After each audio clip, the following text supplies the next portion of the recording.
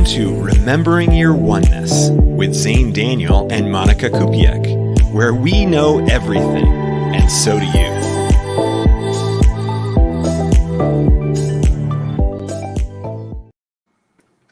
All right. Hello. Aloha. Loving that shirt. Really loving that shirt. Thank you. I appreciate that. Yes. It's funny. It feels like we just did this like 2 days ago. It doesn't feel like an entire week has gone by since the last time we did this. Does it feel like that to you too? I could agree. It seems a little too soon that we're doing this again. Too soon. Too soon. Just kidding. Okay. All right. Well, goodbye, everyone. See you next week when we're both ready to actually talk to you. No, it's okay. It's fun. I'm so ready. Awesome. Good. Well, we've got a couple of people watching, so please say hello to us. Let us know where you're at and what you're doing and what's going on in your lives. And what do you think today's topic's going to be about? I mean, we said that the topic is written above, and it says suffering is unconditional love. So I would love to see what other people think that could possibly mean if you haven't already watched my video that rreleased today. And we're going to just sit here in silence. We're going to sit here in silence until people respond. No, we're not going to do that. So okay. How do we want to start this? Because I just introduced and nobody's commenting. So I guess we're just going to have to dive into it. Well, actually, Monica, what did you think when you saw that the topic was suffering is unconditional love? It felt like a familiar topic for some reason for me. It almost feels like it's second nature type of thing, where it's like an alchemy type of thing, where when there's suffering, there's a huge lesson for you to receive, or a message to receive. And usually that message is from unconditional love, or that frequency of love. So it's like you're being put into this like sphere or bubble of suffering, and you're being like washed until you finally get your cleanse of, oh, this is actually a form of love, or this is something that I needed to push me into love. Right. Yeah, that's exactly right. Oh, that's one of the many, many ways that we can look at that. If we think about suffering as the thing that we have to avoid in this life, suffering is the worst possible thing that we could ever experience, and all I want to do is avoid it, then how successful are we at avoiding it? Generally, as far as I've seen, not very successful, because we fear it so much. We end up thinking about it so much. We end up praying about it. We end up experiencing it in the worst possible way. We end up trying to run full speed away from it, and yet it seems to follow us. So from all my experience so far, trying to avoid suffering is how you make it stay. Have you experienced that too? Avoiding it keeps it going. Is that what you mean? Yeah. Mm-hmm. I could see that happening, because I guess from all the different heartbreaks that I had, it's like not like I was running away from the emotion that I was going with, but there was definitely a repetitive cycle that I had. So it was almost like the lesson that I needed to learn, I didn't fully embody it or accept it, which is why I kept getting that suffering of not well-matched partners. So that's like one area of suffering that is relevant to me, that I can find the connection to. Right. And then I'm definitely seeing a shift now too within the last like year. So there's definitely like, a level up. Like there's so much suffering that can happen over the years, but it's gonna get better and easier once you start to dive into it. Yeah, and so the phrase that comes to mind when we talk about avoiding suffering makes it stay is what you resist persists. Mm. Right? Have you heard that phrase before? I don't think so. Oh, wow. Okay, that's cool. that's one of those ones that we hear a lot in this spiritual space. What we resist persists. And it's because we're trying so hard to get away from whatever the pain is or the thing that we do not want, that we end up using our manifestation powers in reverse. We continue to manifest what we don't want because we focus on it so much. If we focus on what we do want or the positive results, then we're more likely to get those because, again, our powers of manifestation, how powerful we are, we're going to generate what it is that we focus on. So if we focus on what's wrong, we generate more of what's wrong. If we focus on what's great or what we want or what's beautiful or what we know is great and beautiful and what we want, then we're more likely to get those things. Yeah. Have you heard of the concept affirmation? Affirmation. There, Yeah, okay. I've not heard it, but I'm piecing it together based on the way that you pronounced it. But go ahead.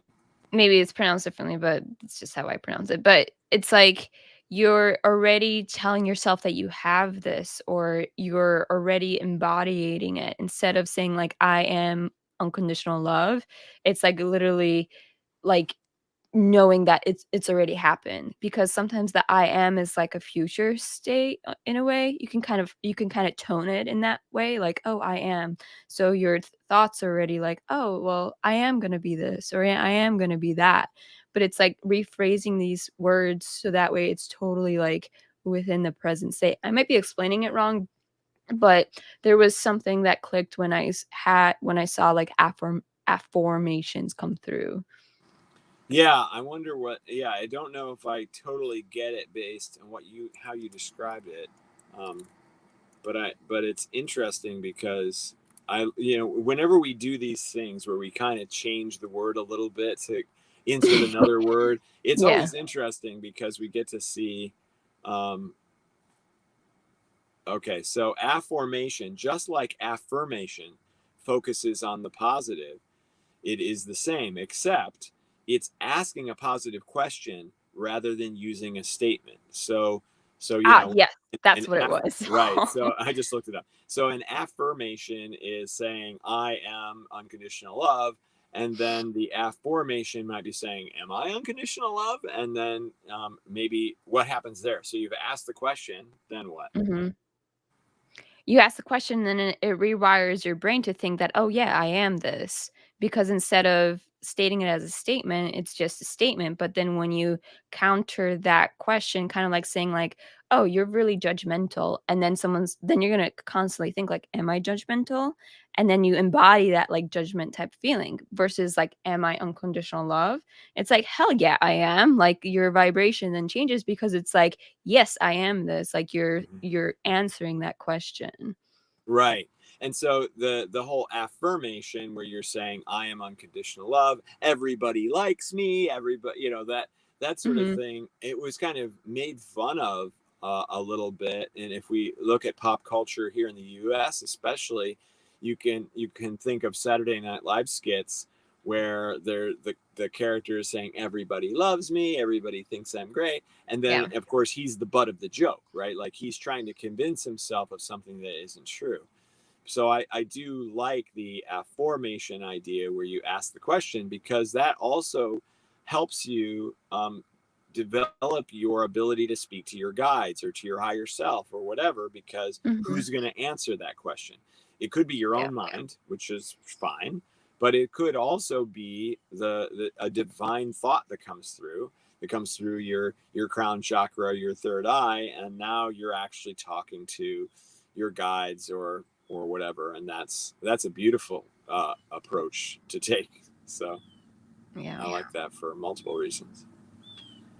Yeah, and then it's not you trying to convince yourself, which is what an affirmation is. I'm trying to convince myself that I am unconditional love. I am trying to convince myself that I am unconditional love. Instead, like you said, am I unconditional love? And you receive an answer, you go, oh yeah, I must be. Mhm. And so that feels a whole heck of a lot better. Nice. Okay. So going back to suffering is unconditional love. We have some new people. Hello. Say hello to us. Let us know who you are and what's going on in your world.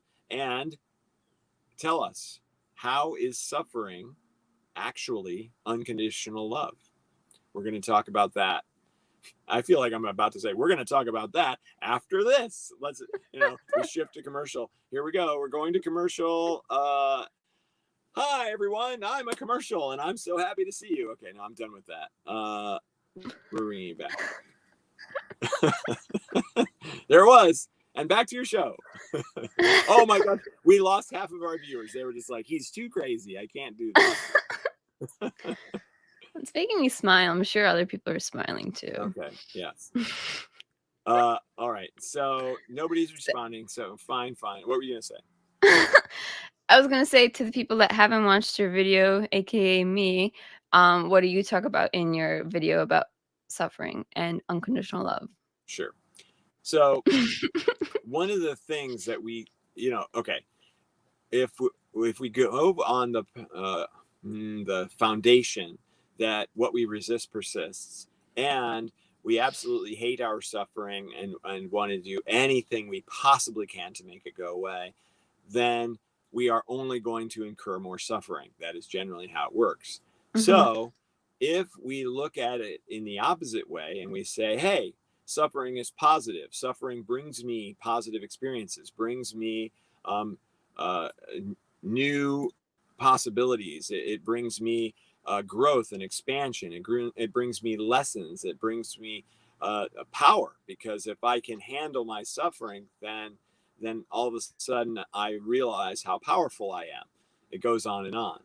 So if we look at suffering as horrible, then we're more likely to experience it more. But if we start to look at it as helpful, then it changes. The whole thing changes. Now our suffering we don't suffer as much. It's not as painful. It's not as bad, because we can say, oh, I'm suffering right now for a great purpose. Maybe I don't know what that purpose is at the moment, but it's not that important for me to know that. What's important for me to know, and to know deeply, is that all suffering that I have is for my benefit. It's for me. What happened? It's nothing. Suffering doesn't happen to you. It happens for you. Okay, so if we can start with that, then it's going down the right path. Now suffering is not going to be nearly as painful.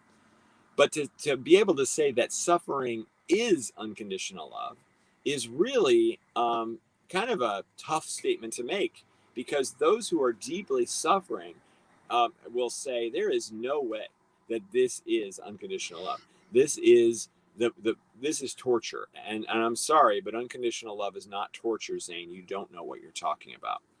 So we have to step all the way back to the perceptions that we have of the universe, and we can go back to the title of the show, remembering our oneness. We are all one. We are the creator. We are all the people that we have interacted with. We're all the negative spirits and entities that we have interacted with. We're all the positive ones. We're absolutely all of everything. Okay, well, what are we? What is this oneness that we're talking about? This oneness that we're talking about is unconditional love. This mouse that I use for my computer, this mouse is made of unconditional love. This awesome shirt that you like so much is made of unconditional love. Everything that we have on this planet, everything that we experience, is actually unconditional love, because it is the one, and there is only the one. So in that way, suffering is unconditional love. Yeah. Well, I feel like there's also a choice between choosing suffering and having like pain or suffering being done to you. It's also your perception about the situation, because it's like when I signed up to go to an ayahuasca retreat, I knew I was going to suffer. Like I understood that it's going to be heavy. But during those heaviness, what I realized is every time I purged and then laid back down, I could feel that love energy just filling me up. Like I was depleted, and then my balloon body was just filled back up with so much love, and that's what I could feel. And it's like during those moments you realize like, oh, okay, I really needed to let this go through this pain or through this suffering. And then when after that retreat, 2 years later, I slit my head open surfing, and it was the same scenario where I became just super aware in the moment when that accident happened and started calling in all my guides to who wanted to come in. So it's like that pain and suffering didn't turn into guilt or shame or like that form of, I guess, resentment or something that's like, why did this happen to me? It's more of like, okay, now trying to embody, or not trying to, I am embodying myself as love. And that pain starts to go away because you're just raising that vibration. So I feel like your perception in the moment of pain and suffering can easily switch around to that, like that alchemy type of thing that I was saying, is going to shift into that vibration of love, and you're going to become more self-aware to how powerful you are or who you are supposed to learn to be next. So I feel like, what you're saying is that suffering is unconditional love. I think it first starts with that perception of knowing, that knowing I am one, but also knowing that this pain here is about to shift me so much. It might take me months with this pain. My first injury lasted for 3.5 years. That pain literally helped me understand what unconditional love is. It helped me love myself and helped me determine my authentic self, because when I was being authentic, that pain was gone. When I was being inauthentic, that's when the pain was the most dominant. So it's like when you are suffering or when you are in pain, it's literally teaching you something. And all you have to do is just ask, be like, hey, what's going on here? Observe your surroundings, observe what you're doing, because then you can tell if you're aligned or misaligned with yourself. Right. Yeah, absolutely. So I do want to say too that, well, okay, let me go ahead and show Jaybird's comment here. I look at suffering as a valid experience. I don't really mind it, even when I'm struggling with it. And at its worst, I don't want it gone. This is exactly what I'm talking about, because if you can take that approach to your suffering, then all of a sudden everything changes. So I was essentially mentally and emotionally abused by somebody at my work at the video game company. And during that time, I wanted that suffering to be gone. And I didn't choose it, like you were talking about, right? Like I didn't choose to have that happen to me. So for years, I dealt with it. I struggled with it. It irritated me. I couldn't figure out how to get over it. And then one day, as I began my awakening journey, as I was still working there, I had a realization that this being, this person who was essentially abusing me in those two ways, uh, was actually doing me a service. Now they didn't know they were doing me a service. They just Mm-hmm. were that way, right? But actually, when I tuned into, oh, so I can look at this as, I want this guy to go away and never come back. Or I could look at it as, hey, this is my opportunity to actually transcend it, to actually Mm-hmm. get through it, or even thrive under the situation. And as soon as I started looking at it that way, the entire thing changed.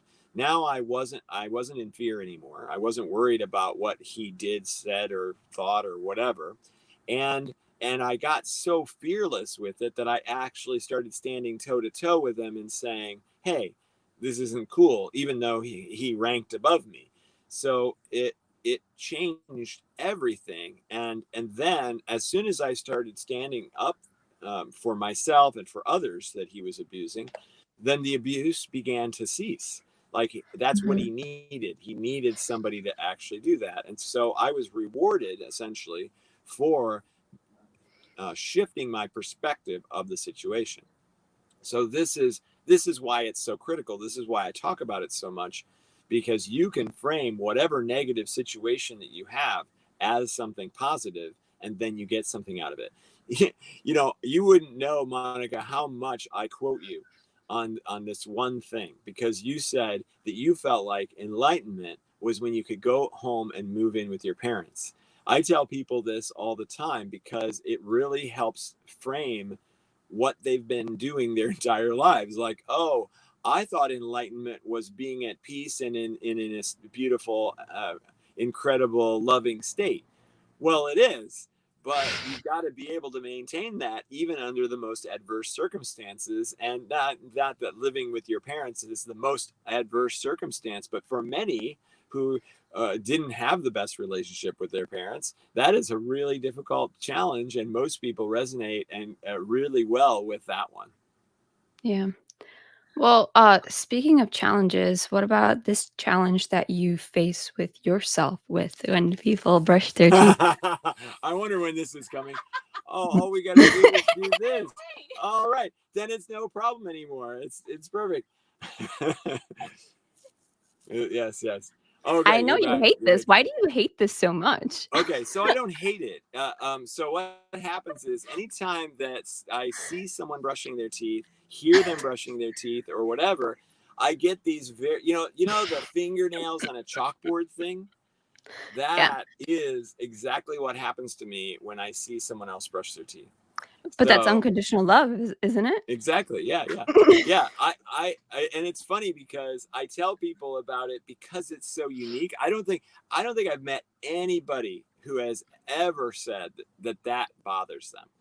But for some reason, it even bothers me if I imagine it. If I picture someone brushing their teeth, I get the same exact feeling. No So way, even pictures? Oh my oh gosh. yeah, pictures. Yeah, I can just feel it in the back of my neck, and my whole body just gets these, the negative chills. Like there's the positive chills, and then there's the negative chills. That's the negative chill situation. So thanks so much for bringing that up. I really appreciate it. But so have you tried doing one of your activations on that? Because Oh like, no, I you really haven't, because I don't really look at or it do you as like something. Yeah, you I like don't this really. suffering? Right. I don't really look at it as something that needs to be fixed. Mm, It's something unique about me, and so I'm kind of okay with it. I mean, when I'm watching TV or a movie or something, and uh-huh, somebody's brushing their teeth, I have to kind of do this sort of thing. Or okay. sometimes I'll even do this, right? But because it can really bother me. But at the same time, what does bothering mean? It's Mm, it's not like I'm passing a kidney stone. It's yeah, it's just this temporary uncomfortable feeling. that's good. Oh, this is great. Anjali says, I had a sleep paralysis and heard someone in my bathroom brushing the teeth. Oh wow. Yeah, well, so then, and there was no one there, I'm sure, Anjali, right? So you probably were kind of freaked out that why would there be anyone in my bathroom at all, let Mhm. alone why are they brushing their teeth right now?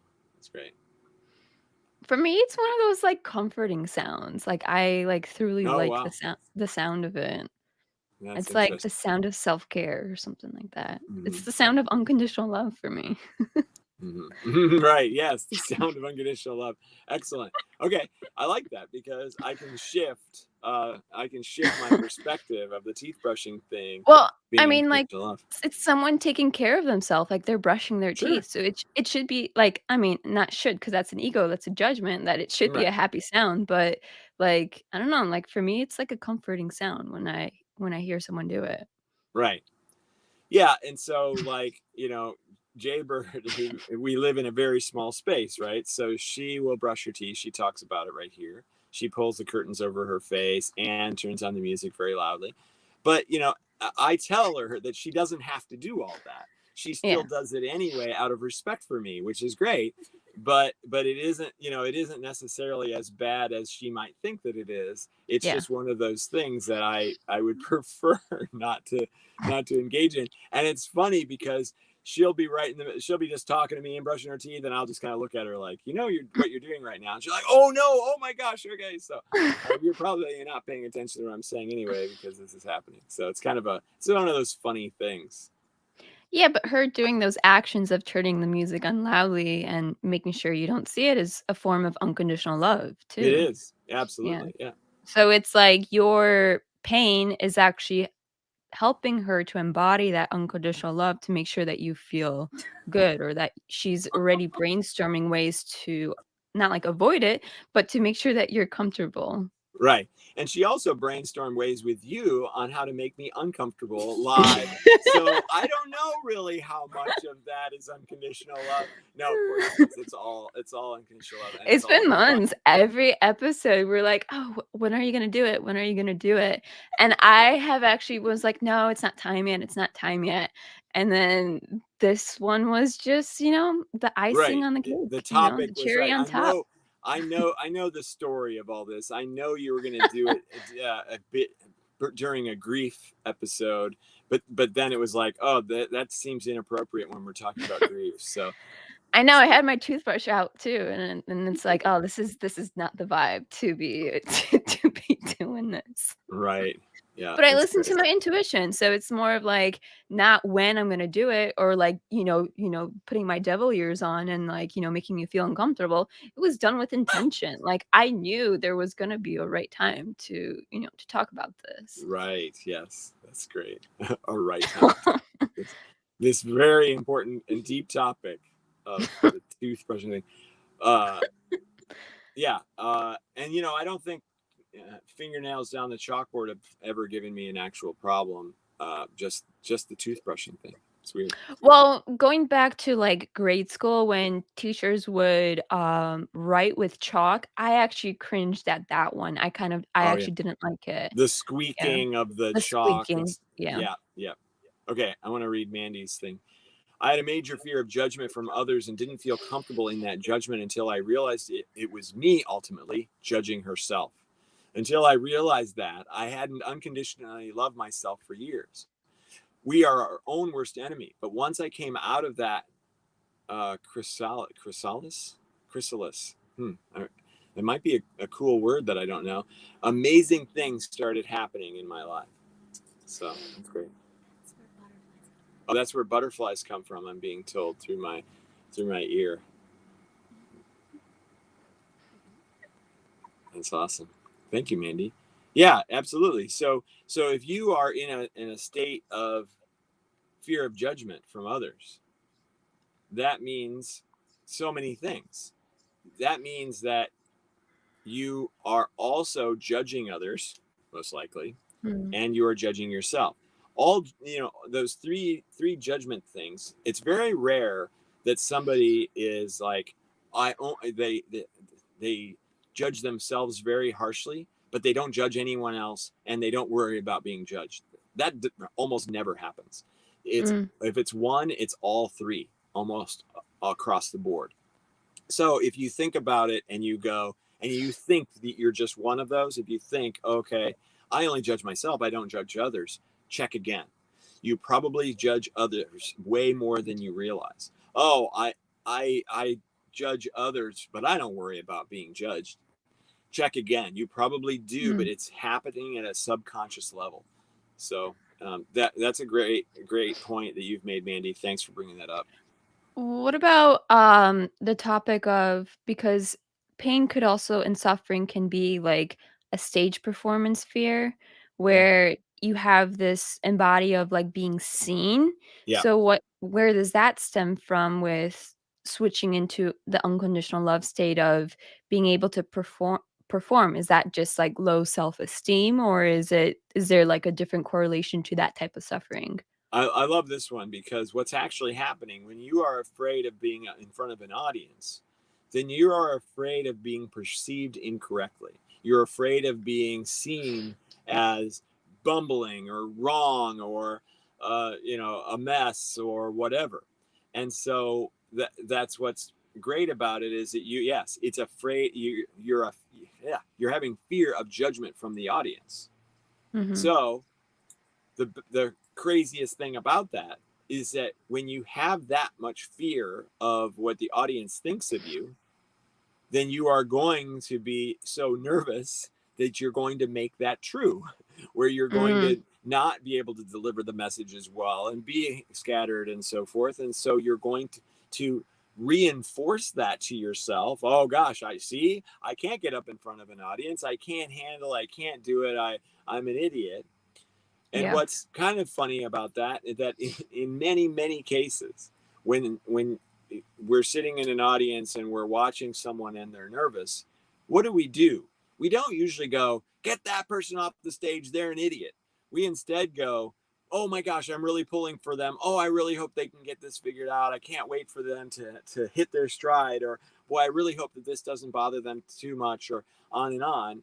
So you're essentially reaching out to the person who's struggling in some way, or you don't even notice it. It's all in the head of the presenter. They think they're screwing up, but they're actually not screwing up. And everybody in the audience is like, yay, I like this. Mm. So much of that kind of suffering, that kind of worry about your judgment is manufactured in your own head. Mm. Yeah. I feel like a lot of people struggle with that. I mean, even I struggle with that too. And I noticed when I painted like twice on the beach, and I noticed that, like, oh, this isn't so bad. It's not so bad doing this in front of people. But Yeah. like I was definitely in a more quiet area. But I feel like if I go into a more busier like beach setting, I feel like it could help me like release those type of that like resistance to it. Like even me doing the markets has helped me a lot with, showing up for myself and becoming more confident in what I am doing, like with my art.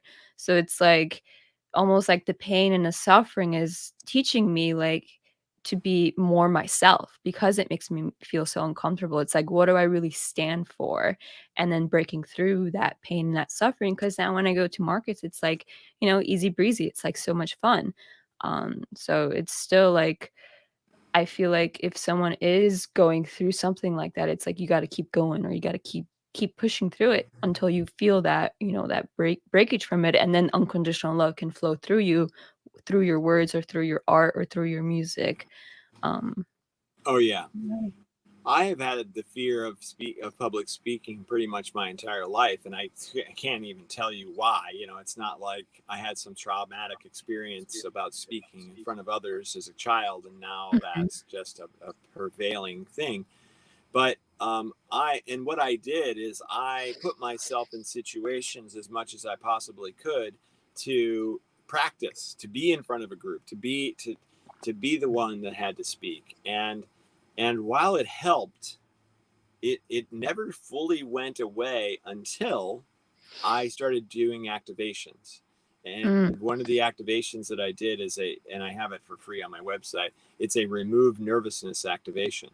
And as soon as I recommend that people do that like 15 minutes or so before they're about to give a talk, or run a meeting, or whatever they might be nervous about.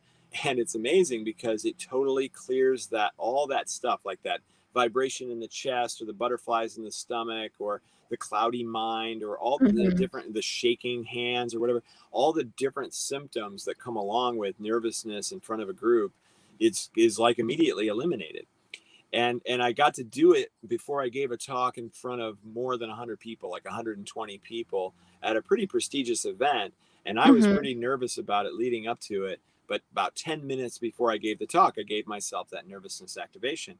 And so I went up on stage, and I was so comfortable that I was like leaning on the podium, watching everybody walk in, 100 people streaming in. Didn't bother me at all. And I was so comfortable that someone in the front row even said, wow, you look so relaxed. Like, yeah, I feel like I'm about to talk to my best friend, not 100 strangers.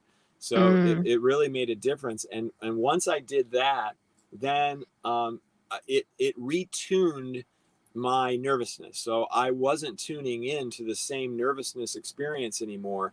Before I gave a talk, I'd have a little something, but it was nowhere yeah, near the level that it was before. And then I had a realization that I described earlier, which is that, oh, I am worried about screwing up in front of others. That's what's making me so nervous, which makes me screw up in front of others. So it yeah. was it was self-reflective or cyclical, and so all I had to do is break one of those, and then it really went away. Well, it's just remarkable that you yourself, like, did that. Yeah, it was the activation, but it's like you got to that state of, like, "I wanna overcome this," like, "Hey, guides, tell me how to overcome this." It's like you Mm. truly tuning into yourself to move forward with your career, to give the messages that you need to those 120 people. And who knows, maybe you're going to be doing more and more of those eventually and reaching more people. But because you didn't, if you didn't had done that activation on yourself, the vibration of the room probably would have been different, or you would have gotten like different feedback. So Yeah. it's still like remarkable that like you were able to just use who you are and then just show them your presence.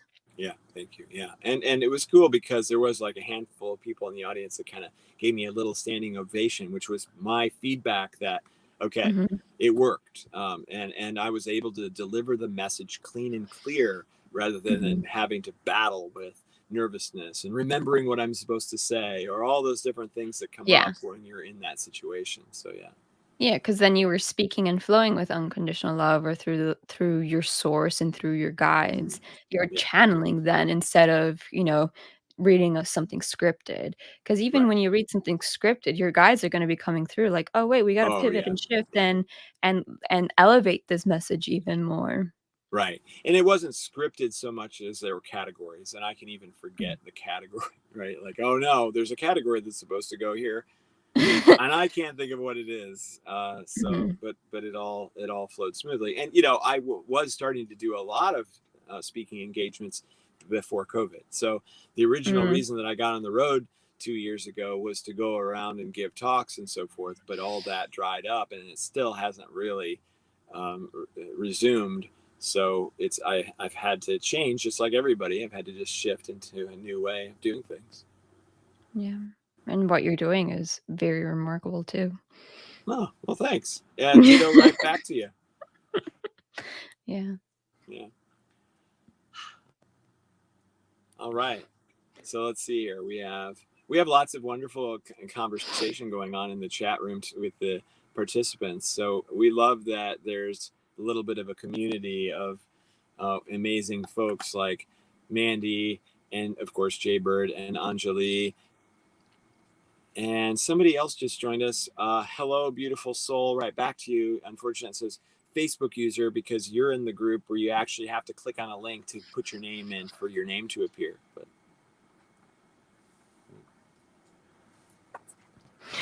oh, it's Valentina. I'm getting information that it's Valentina. Hi, Valentina. Welcome. Oh, I know who your secret messenger is. Yeah, I have a little bird over my shoulder, literally, Mm. that's telling me what's going on. So. So I guess a question that I could have, I'm assuming that's just what I'm receiving, is what's one step that you can advise for someone that is in a state of suffering to let unconditional love in? Mm-hmm. Well, okay. So this one's interesting. So first of all, to open up to the idea that it is positive, that there is a positive result. Allow yourself, even as painful as it is, allow yourself the idea that okay, this could be something that I can gain from, that I can learn a lesson from, or whatever. You hear the stories. There's all these great like fables and stories about okay, so there was this family in the early 1900s where the father had lots of little kids, and the Mhm. father was working on the farm, which is their mainstay for survival, and he breaks his leg, and someone comes over and says, oh no, you've broken your leg, you can't work on the farm, and your kids are too little to help, something, this is terrible. And the farmer who broke his leg says something to the effect of, well, yeah, but we never know.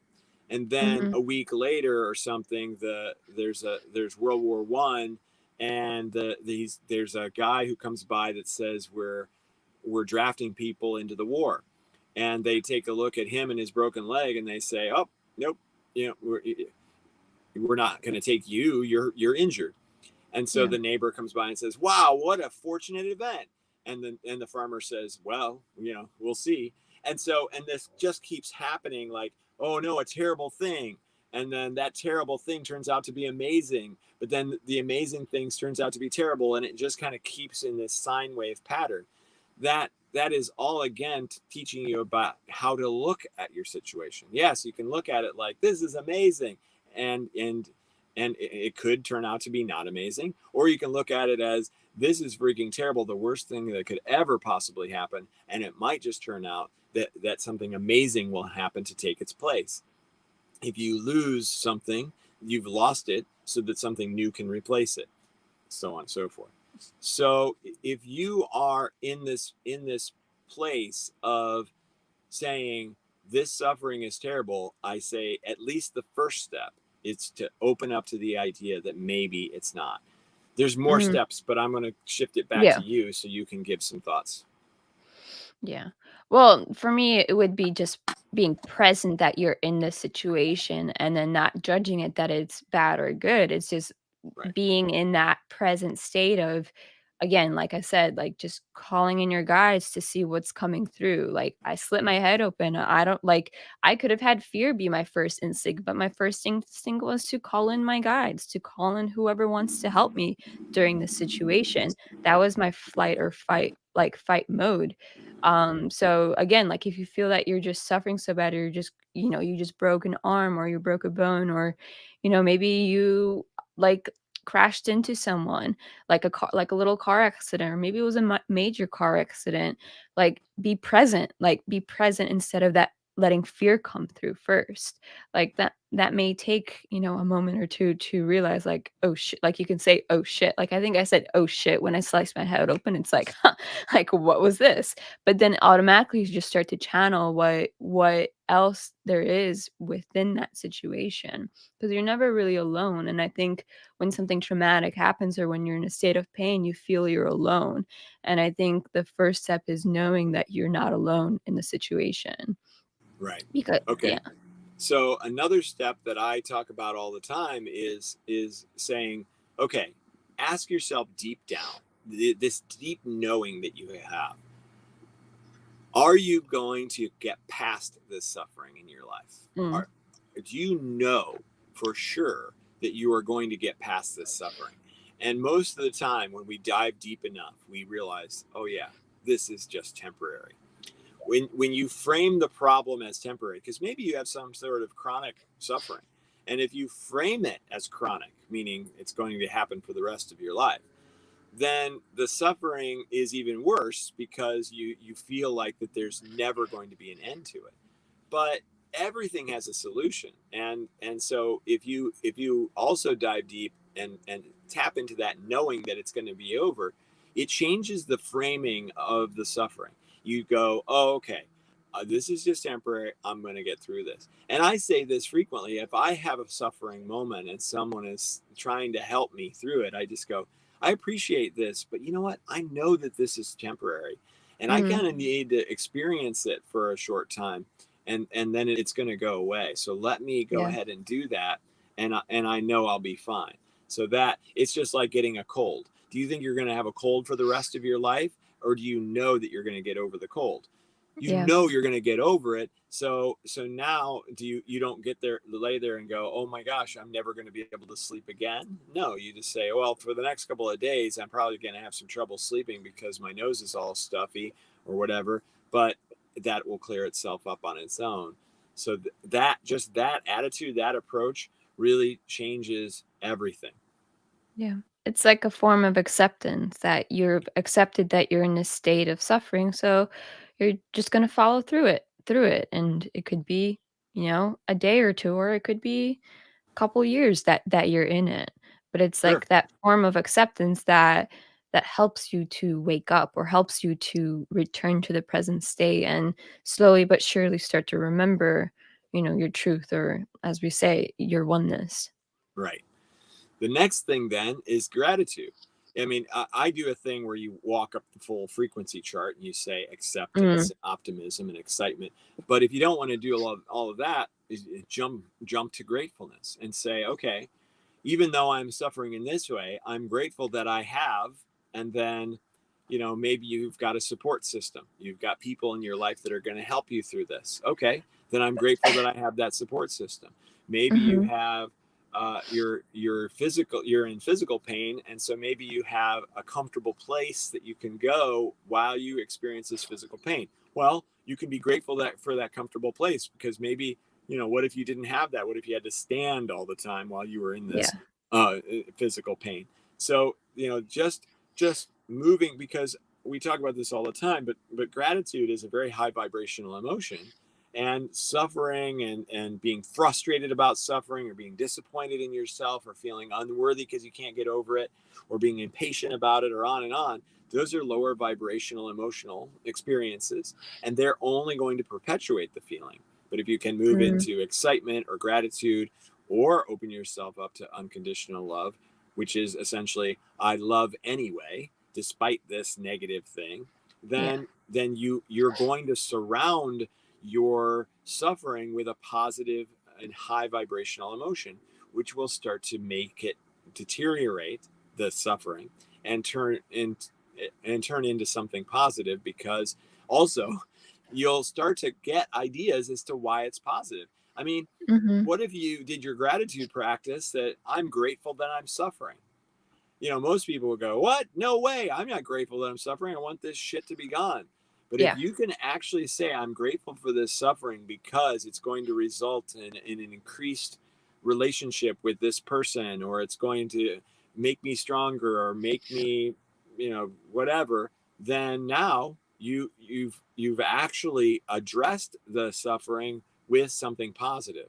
And then when you can do that, you do realize that suffering is unconditional love, because it's actually driving you to a higher vibrational emotional experience.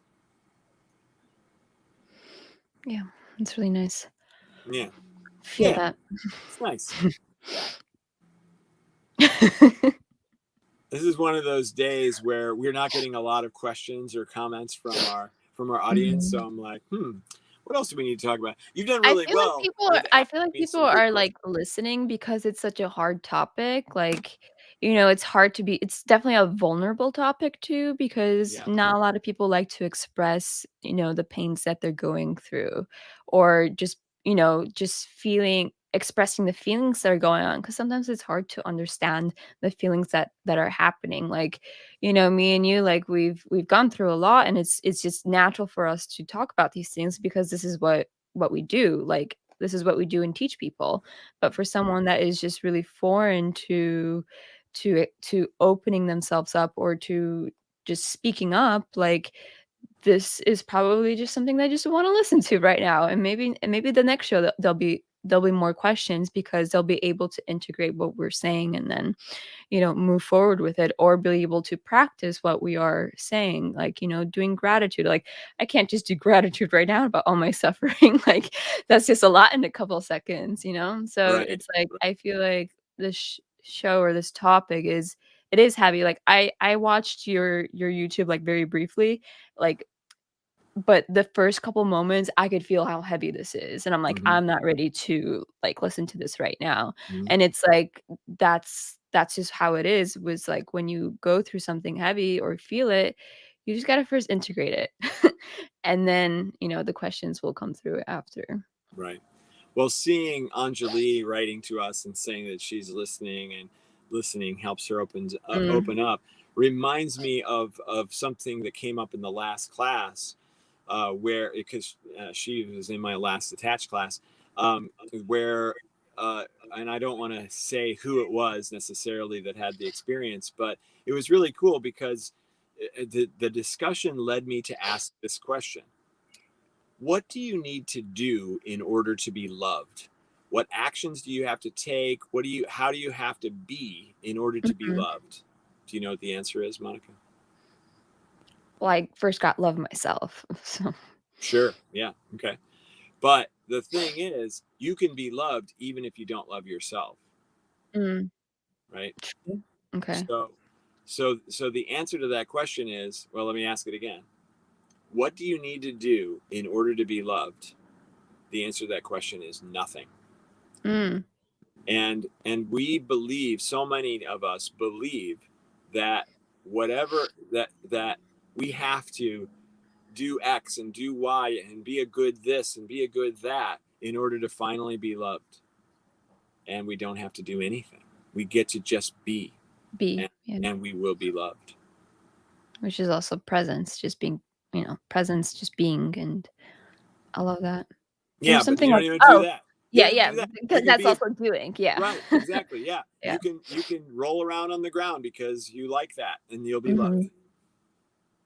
Yeah. It reminds me of like this whole like listening thing is usually when I'm learning something or in classrooms, I actually don't like asking questions because I like to integrate, the information and like absorb it. A lot of times I'm not even taking notes because I'm trying to just let it come through me.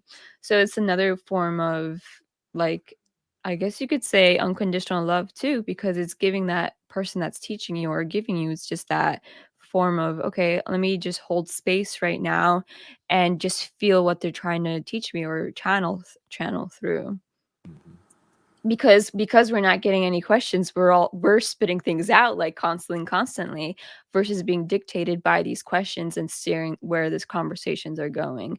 It's like on the spot or on the fly, we're trying to think of ways to express what we're trying to express. Right. Okay, so Jaybird asked a great question. She says, so I can start turning your suits into fancy origami hats, and I would be loved unconditionally. Maybe not by me, but yes, you would be loved unconditionally. Yeah. So by the way, this is not nothing. This is intentionally doing things that the person that you're doing them to would not appreciate. So yeah. So that's my best answer for that. I would love to see one though, if she can do one for us. Mm-hmm. This is going very well. That means she's got to cut How it up long have though, we been right? doing this, Monica? How long have we been doing this podcast? It's been over a year now, right? It's been a little over a year, yeah. That really lasted a nice long time. This is it. You're calling it quits now? You're giving up? You're giving up? You're Yeah, suffering too yes. much right now? I'm kidding. Oh my gosh, these hypotheticals are so great. What if her guides told her to do that? Maybe it's a suffering lesson. Yes, it would be a suffering lesson for you. I love that we can hear her laugh. I think that just adds to it, Yep. It's like the, ooh, like I'm up to no good. This is great. I'm waiting for the next question to come Well, okay, hold on. So, because we met up with your group for the Cosmic TV, and this one lady is doing comedy. I feel like when I heard that you should be doing like comedy shows with spirituality. Are you considering doing anything like that, or? I haven't really considered doing a comedy thing. Mm, I haven't ever tried to do a stand-up comedy thing, though sometimes, when I was doing my talks, as I was doing my circuit around the country before, yeah. COVID, humor was getting integrated in more and more with what I was doing, and it was just kind of coming naturally. It wasn't like, okay, Yeah. I've got this list of jokes that I'm gonna do or whatever, Yeah. but it was starting to come up. Mm. Yeah, I feel like I don't know, it's like your playfulness that comes out, and it's like what's that word called? Like Inviting? reciprocating? Huh? What was it? I thought maybe you were going for inviting. Yeah, I guess inviting works too, but there's like addicting. It's like addictive. It's like, oh, I want to know more, or like, oh, this is so cool. Like it's like you're truly expressing yourself authentically through humor, or just through like laughter, and it's like, oh, I want to be around you more. I feel like that's like what keeps people watching, Right. you or continuing to want to learn more about you. Well, and really, if you think about it, that's the purpose of Cosmic, is to bring in stuff that you see or hear all the time, but bring Yeah. it in a more entertaining way, so that it's not so heavy or it's not so serious all the time or whatever. To be able to say, okay, well, we've got a reality show, we've got a cooking show, we've got a a game show, and that would be. I mean, wouldn't it be fun to do a game show, like some sort of like spirituality quiz show or something. I just think it would be Like great. Jeopardy. Yeah, like Jeopardy, like that. I don't Or know. Wheel of Fortune. Yes. Yeah, you could totally do Wheel of Fortune. The Andromedan Galaxy, you know, like just like some weird words or like light Right. language codes that you're trying to decipher. Like, Yeah, but you can't cipher light language codes. But yeah. well, that's gonna be the fun part. That's gonna be the $1 million. That's gonna be the $1 million thing. And look, Right, we're already manifesting money here. Oh You my got a gosh. super chat. Right. Yeah, that's awesome. We got a super chat. We haven't had one of those in a while. Oh no, Johnny Boyd. It's not Johnny though. Oh my gosh. Why am oh man, Johnny, I'm so sorry. It's not really Johnny. And all of a sudden I can't remember your name, which is terrible because you just gave us $20. So make me feel better. Remind me of your name again. And but I do know that it's not Johnny. And welcome back. It's wonderful to see you. Eduardo. Yeah. Yay. Yay, Eduardo. Thank you, Eduardo. That's fantastic. Okay, yeah. Okay, I'm reading some of the comments here too. So yes, Maybe we should do our Remembering Our Oneness, a Wheel of Fortune for spiritual words, or like some sort. Maybe we should do a game for our next podcast. Oh, I see. We should do it here for this hour. I feel like it could be fun. Yeah. I don't know how we do it. We almost need like participants and yeah, we got to think about this. Oh, I get it. How about well, I guess you can make it an incentive. Like I can give away a print or a little mini painting, and then you could do a little something too as like a gift that you want to do. Sure. Yeah. So yeah, so once we have that, now I almost feel like it should be like a quiz show rather than a Wheel of Fortune thing. Just coming up with because the potential for learning something is not as strong. It's just like, oh yeah, it's the Andromedan Galaxy, yay. Well, yeah, I know. It was, we're brainstorming. Right, great, yes, okay. So yeah, so what's a good quiz show format?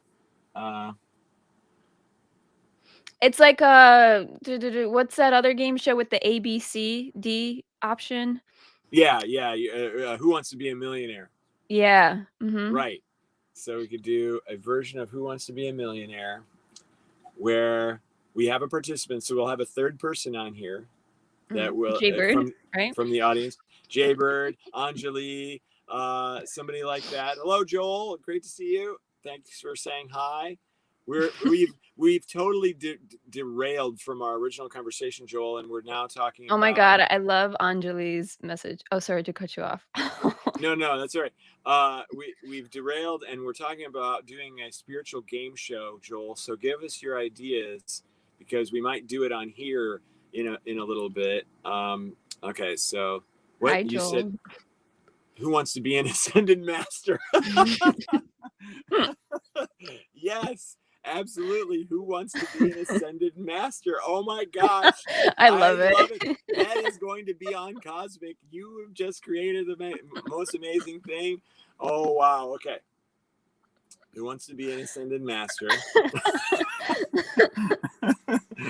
And so we have to put together, I don't know how many questions they have on Who Wants to Be a Millionaire. There's quite a few. Funny, there's like a board game of it. Oh, sure. In like a show. Yeah. So we would need to come up with our, it's like a chart. You like you step up the ladder when you get it right, type of thing. Right. Yeah.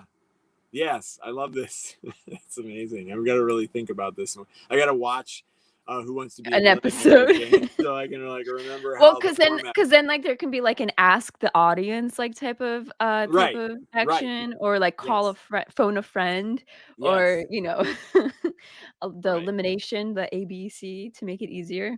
Right. I feel like we need a blackboard or like some sort of thing to, or no, you could do it on your can you pull up like something on the screen here? Yeah, I should. I'm on my iPad right now, so there's not a screen sharing option. But if I did it on my PC, then screen sharing. Yeah, we've done that before. Yeah. We did a brainstorming session with our audience before. Yeah, I think it would be a great experiment. Okay, so who wants to be in the audience? Who wants to see if they're a an ascended master. I have a feeling Anjali is going to want to do that. Oh, she's saying she's looking forward to watching it, right? She said me too after Jaybird said she's looking forward to but then watching she it. says me. Oh, So okay. Now she says, yeah. So Anjali can be our first contestant on Who Wants to Be an Ascended Master. I love that so much. Oh my gosh. This is so good. All right. I think Well, it's we actually can end an the show. hour. Yeah, there. It's been an hour. We managed to finish that really easily. Oh my god. Okay. Oh yeah. Oh, isn't that Jaybird. nice?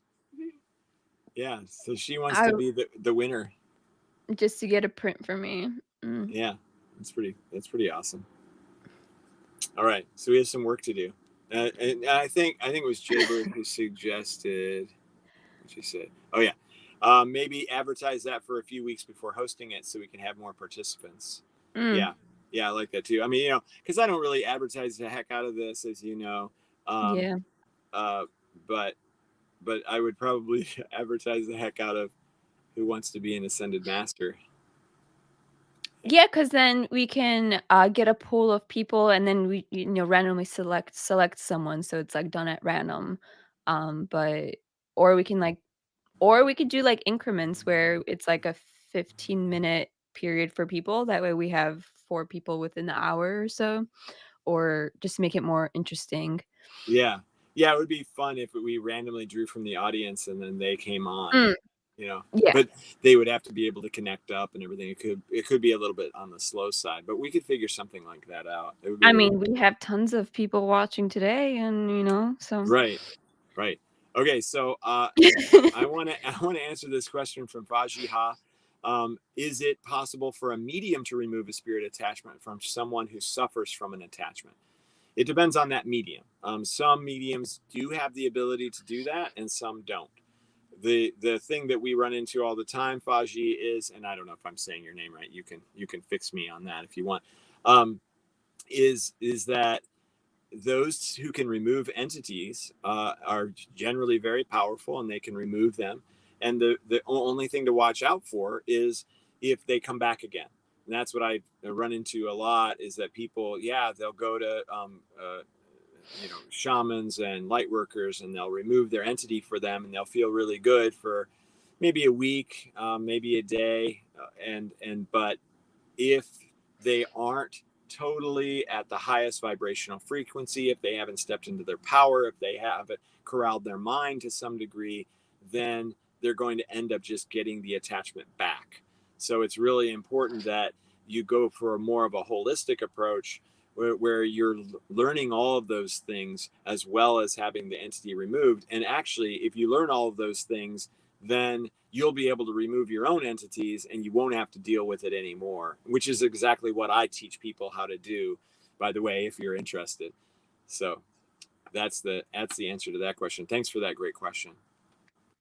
And so I will also post in here a little link that you can use if you wanted to talk to me about that, and we can go over it in more detail with you. It's so slow to type on an iPad.